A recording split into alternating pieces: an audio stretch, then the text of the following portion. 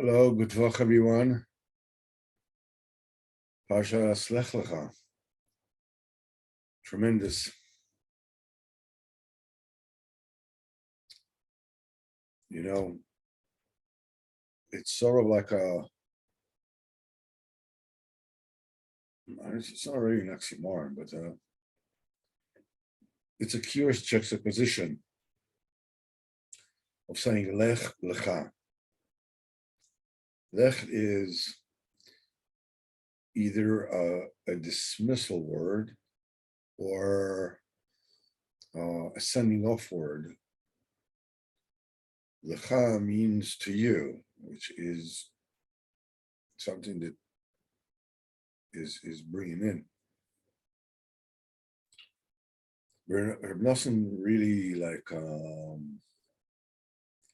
summarizes it beautifully. And he says that in every society, in any situation,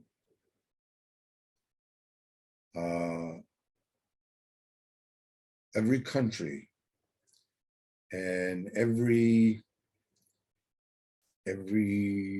origin, in any family background, any peer pressure or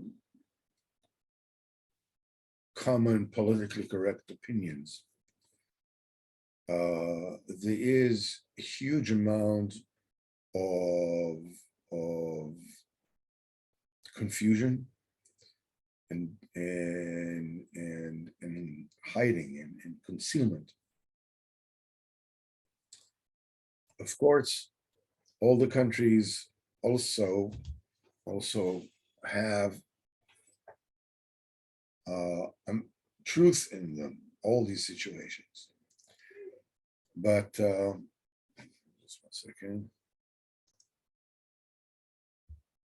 So Reb Nosson says that it is imperative for every person to come to terms and to work on recognizing the lies and nonsense which are prevalent in his life due to the circumstances of where he came from and the nurture that he got, the kind of childhood that he got, and the society he comes from and the country he comes from. And the idea is that once he wipes away the nonsense and the concealment, his role is to zoom in on the nikud of emes, which is shaykh to him. And when he does that, then he is reaching to his eternal destiny. He says that's the meaning of Lech Lecha, Me'artzecha, from your land. In other words, from the nonsense and confusions that are prevalent in your land, and from the circumstances of your birth. In Beis Avicha, the house of your father, they were selling idols, whatever. And if you do that, it said, Lech Lecha, go to you, go to who you are, to your emes, then you'll get to the ultimate nekuda for which you were created, and la'aretz asher eka, to the promised land, the land which is Eretz Chaim, which is the tachlis that every Jew is supposed to go. Yes, beautiful, beautiful illumination. And so we go today with a story of the Baal Shem Tov, that Chaim Kosovo, the Haligah Chaim from Kosovo, said the story that happened in the time of Baal Shem HaKadosh. And this was the Maisa. The time of Baal Shem Tov, there's a woman who had no children. She would go to the tzaddik to stay, in the proximity of the Baal Shem Tov On one of her trips, she came actually, to the Kodesh, to the Baal Shem, and she poured her heart, and she was crying about her problem, and she begged him to bless her to have children. And the Baal Shem Tov saw that she was in such tzar, he blessed her, that the same year, B'ezrat Hashem, she will have a baby boy. Well, the same year, 9 months, 10 months later, she had a baby boy. And she had a beautiful, beautiful boy. It was like gorgeous and precious and so special. And he grew and became 2 years old. So his mother decided to take him to the Baal Shem Tov to get bracha of Baal Shem Tov for him. When she got, the Baal Shem Tov took the child closer to him. And he hugged him. And he kissed him on his forehead and said, "Please return the child to me." And nobody knew what he was saying, what he meant. As they came home, a terrible tragedy happened. That this gorgeous boy that just came from the tzaddik actually passed away, and his mother could not be consoled. Days upon days, she was just crying and crying. This precious gift that she got and was taken away from her. And, all the stress, she went to the Baal Shem Tov and she cried and she said, "You killed my boy." So the Baal Shem HaKadosh heard and says, "Don't cry. Sit here and listen to a story that I'll tell you." Many years ago, there was a very great king that didn't have any children. And that king had a Jewish, a very smart Jewish advisor. One day, the king told him, "You are my advisor. And with your chokhmah, you guide me through the most complicated war maneuvers. So give me an eitzah, I should have an heir. But I will know that after I leave this world, my kingdom, will keep on going on." So this guy told him, "You should know, my king, because nobody can help you except the Jews." So this advisor said, the king said, if this is what it is, then I'm promising, if the Jews will be successful in helping me, I will forgive them all their taxes and head taxes and whatever it is, all the so advisor told him, that's not the way to make sure. And this advisor, supposedly nobody knew that he was Jewish, or he was Jewish, or whatever the story is. He says, that's not the way that you can be certain that the Jews will do whatever they can for you to have a son. Also, if you will forgive them all the taxes, they still won't be at your side to help you. What you need to do is you need to announce a very serious decree, judgment on them, that if within a year you'll have a son, they'll be able to continue living in your kingdom.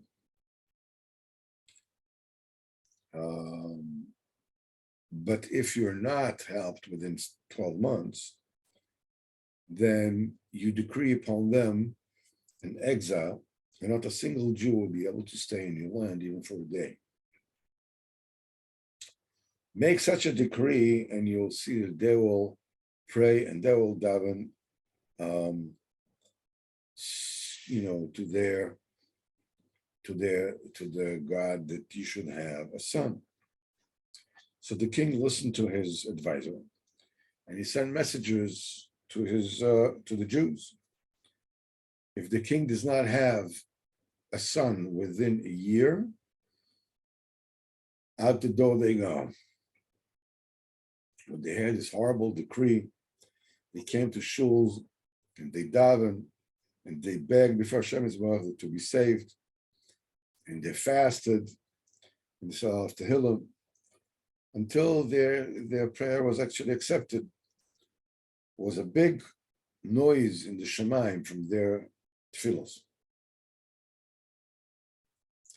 Until one neshama came, and he said before Shem the boy Shalom, the Rachmanis over the Jewish children, is runneth over. Please, let me get down and be a son by this king, just so that the decree should be eradicated.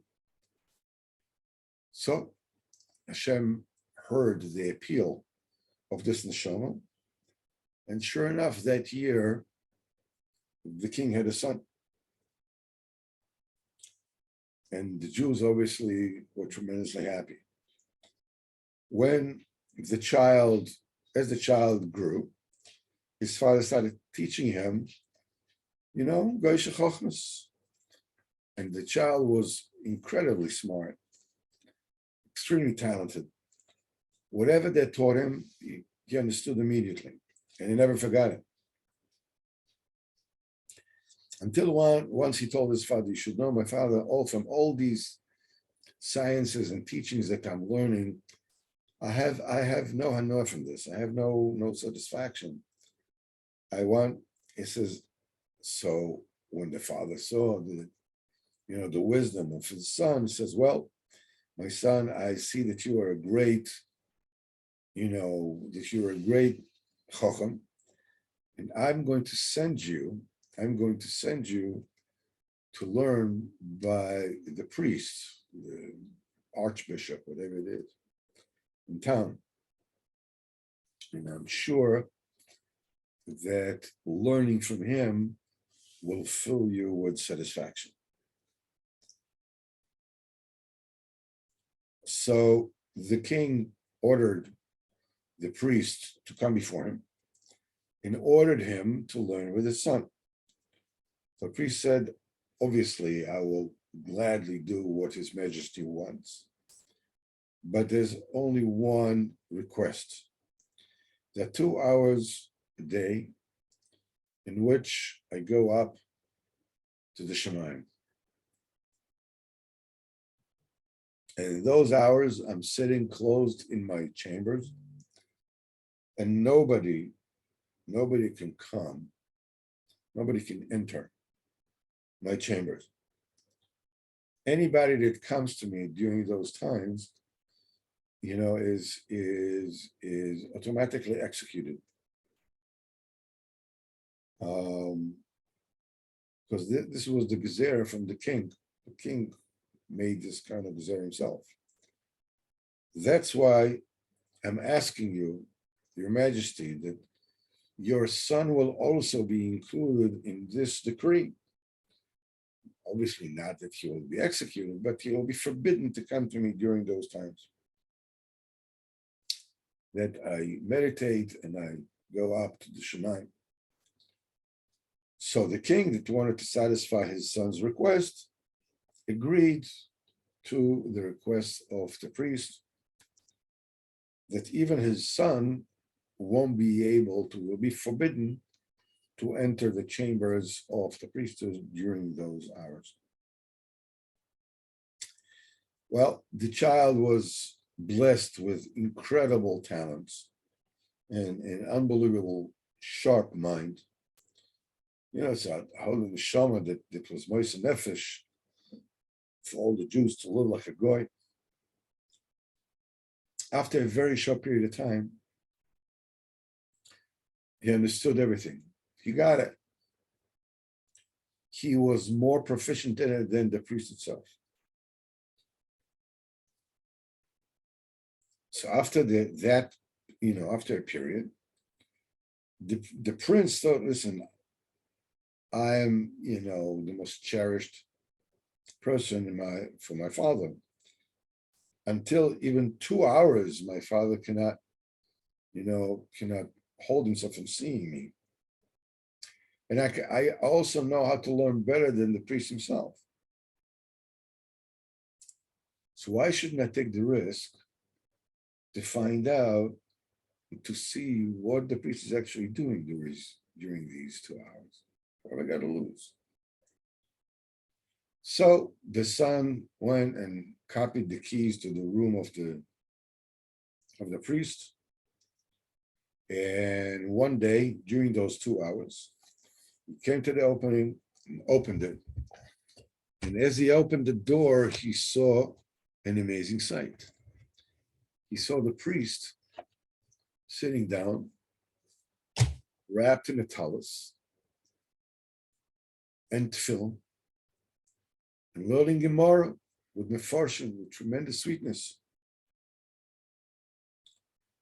As the door opened, the priest, fainted, because he realized now everybody will find out he's actually Jewish. So after a short time, the prince and the priest reached an agreement that the son will not tell anyone about that secret. And in return, the priest said, now I'm going to teach you something that will really satisfy you. I'm going to teach you Gemara. And from that day, they started learning Gemara, Yiddishkeit, and the soul of this prince was filled with tremendous pleasure. One day, the prince asked the priest, if you know the truth, that the Torah of the Jews is the truth, why are you deceiving the world with this nonsense of the priests? You know that they're all a bunch of lies from beginning to end. So the priest evaded the questions until he said, you're right. My precious, you're absolutely right. But being that most of my life were already spent in darkness and in sheker, I have to finish my life totally hidden. But the prince says, but I can't stand this sheker. Give me an eitzah how I can become Jewish. I want to be Jewish. I want to live a real life. So give me an advice how I can actually sneak away from my father that cannot even stand not seeing me for 2 hours. So the priest told him as follows: go to your father and explain to him, why did you need to have a son? So you shall have an heir that will continue to rule over the kingdom after you pass. Now you're no longer a young man, and I'm very young, and I still have not visited your land. I've not learned what are the different realities, what are the different needs of every single part of your land. I'm just here in the palace because you can't stay away from me even for an hour. And me, if I actually want to be an efficient and good king, I have to go, around the land to see the local habit, to see what's going on, to learn what reality is. So please, let's start, let's create this separation for a few hours until you want me to see me, for a month, whatever it is. Let me go, let me travel, let me learn the lay of the land, as it were, and get to know the people and be the kind of heir that they need me to be. And so the prince listened to the priest, And he told it to his father. And the king, when he heard it, so it makes perfect sense. And so they got used to not seeing one another. And then came the time for the trip. And he said goodbye to his father with great excitement, and he went away. When the son and the wagon driver and his entourage came to the border, the prince said to the commander of the entourage, whatever it is, "Now you go back to the palace. I have things that I need to take care of over here for a long time. You shouldn't wait." So they went back to their house, and the prince changed the direction and went to another country and was Megayer, became a Jew. And the money that he took from the palace, this was his parnas. And this is how the prince sat in a different land. He didn't tell anyone of his true identity. He was sitting all day in Besmedrash, learning Torah. And this is how he spent many, many years until he passed away. No. When he came to Olam Ha'elin, all the Malachim said, what can you say about such a neshama? Heilige neshama that not only went down to this world in Mesiras Nefesh,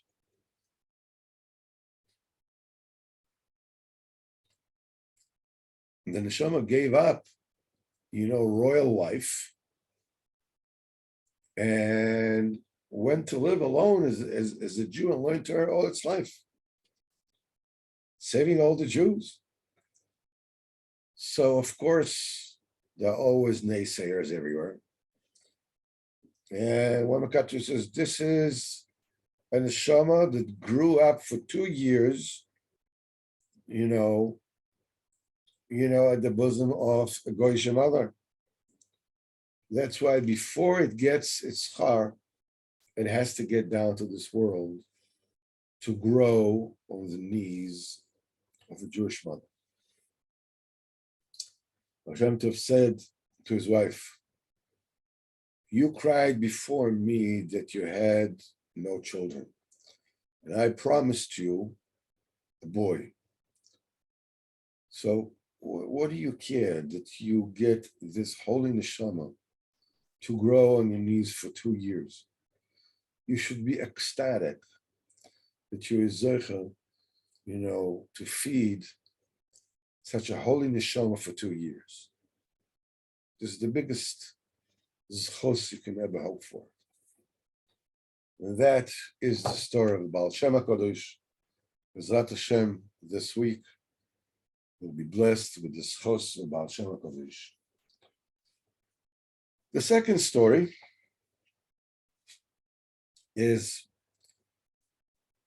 about the Rav Tzaddik, the Kodesh Elyon, observed from Zabriz. Was a very, very simple Tmimus Dik Tzaddik. Once his wife, his Rebbetzin, got into a tiff with the maiden servant in their home. And she decided she's going to take her maiden servant. She was Jewish. She's going to take her maiden servant to Beis Din and demand money from her. So from one of the titles that she had on her. So when this holy Rav heard her words, he got his clothes on him, he got dressed to go to Beis Din. So the Rebbetzin was very happy. And she, her husband was going to come and taina for her. He says, "Why? You don't need to go." He says, "I will go by myself." It's Zilus of the Vedino.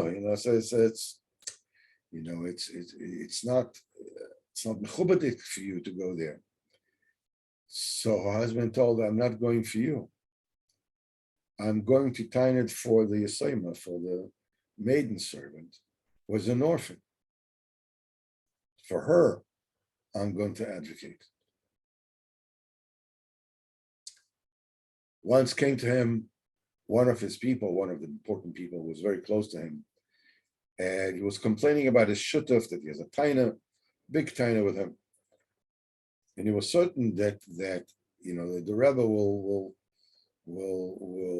scold his shutuf, to change his mind, because he knew that how important he was by the Rav. So the Rav says, "Well, I don't say, what do you think? Because I love you, do you think that I love you more than I love your friend? Obviously, Israel by me is equal. Why should I be upset with him more than with you?"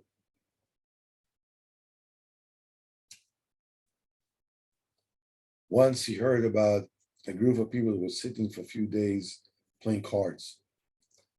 And the person that heard about it came to the Rav and complained.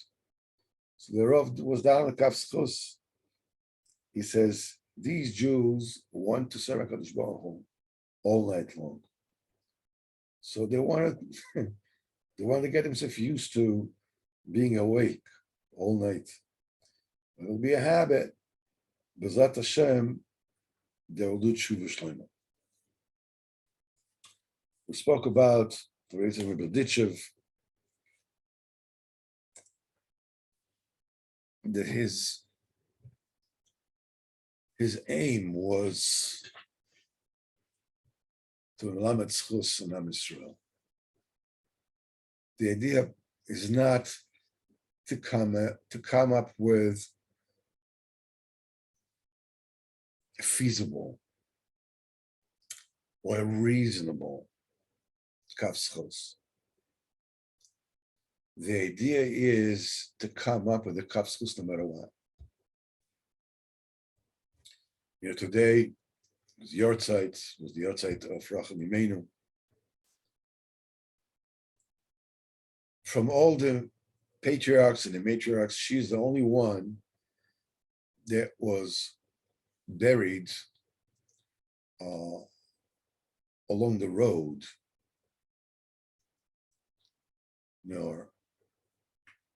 on the road of Ephrat. She was, and Yaakov Avinu told Yosef, Kadosh Baruch Hu told me to bury her there.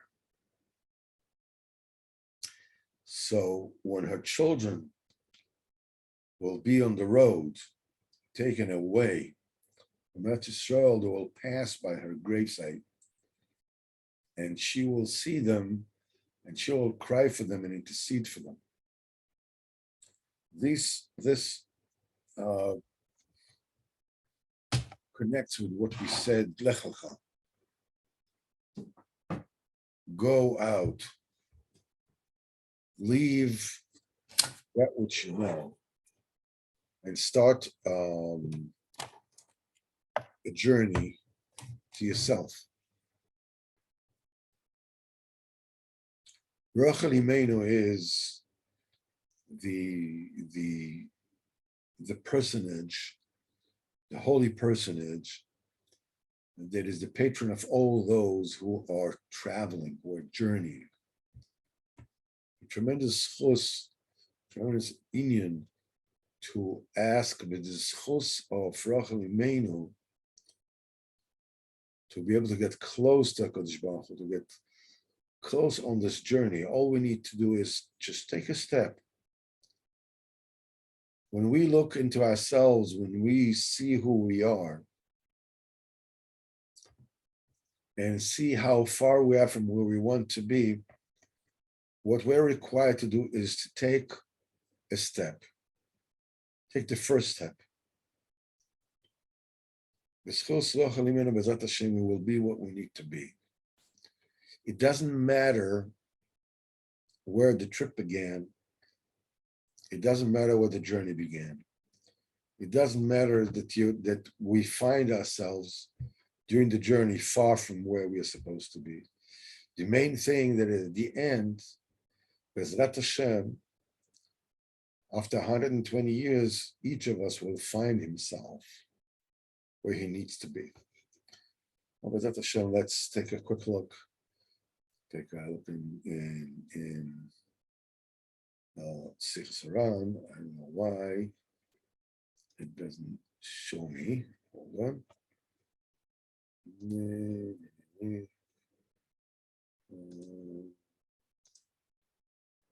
Let's say that. Hold on. Able see this.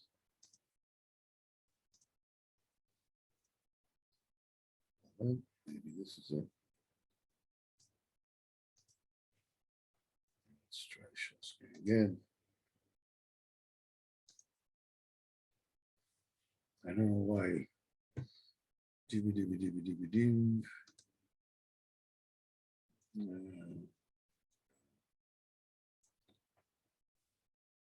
I have no idea why this does this to me. Anyhow, what I'll do is I will just read the Sikha for today. So you'll be able to see me reading it. And we can sort of talk about it. This is Sikha 146. It has to do with the Torah of the Kashaf Rosh Tevis Shema Shem Kol Yekra. In the Sichos Haran, second Chelek, Torah 46. Before the words Val Kolpanim, Hashem Yisbarach hears his voice, that this is his person's deliverance. It also says, it seems to me that it is missing some content, because the main thing is as follows.